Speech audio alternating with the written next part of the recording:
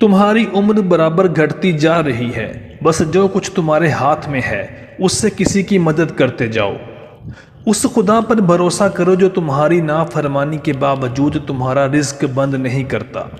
اگر دنیا میں کبھی شدت سے تمہیں غم ملے تو گھبرانا مت، میرے غموں کو یاد کر لینا، تمہارے غم کم ہو جائیں گے۔ حضرت امام حسین نے فرمایا، ظالموں کا ساتھ دینا بذات خود ایک جرم ہے۔ حضرت امام حسین نے فرمایا، نیک لوگ اپنے انجام سے خوف زدہ نہیں ہوتے۔ آپ نے فرمایا، جس نے اپنی ماں کا پیر چوما اس نے جنت کی چوکھٹ کو بوسہ دیا۔ جب تمہاری زندگی میں دو ایسے راستے آ جائیں کہ ظالم تمہیں نظر اٹھانے نہ دیں اور دین تمہیں گردن جھکانے نہ دے، تو تیسرا راستہ گردن کٹانے کا ہے۔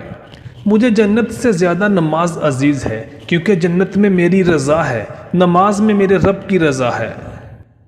اگر دنیا میں انقلاب لانا چاہتے ہو تو تکذیب نفس کا آغاز خود سے کرو، دنیا خود بدل جائے گی۔ زندگی میں دو لوگوں کو بہت خیال رکھو، ایک وہ جس نے تمہاری جیت کے لیے بہت کچھ ہارا یعنی تمہارا باپ، اور ایک وہ جس نے تمہاری ہار کو بھی جیت کہا یعنی تمہاری ماں۔ زندگی کا کوئی اعتبار نہیں، جتنا ہو سکے دوسروں کے کام آؤ۔ مومن وہ نہیں جس کی محفل پاک ہو، بلکہ مومن وہ ہے جس کی تنہائی پاک ہو۔ کس واسطے منہ موڑتا ہے نماز سے، کیا یاد نہیں آخری سجدہ حسین کا؟ جس کام کو پورا کرنے کی طاقت نہ ہو اس کا ذمہ کبھی نہ اٹھاؤ۔ جس چیز کو تم سمجھ سکتے ہو نہ حاصل کر سکتے ہو اس کے در پہ کیوں ہو جاتے ہو؟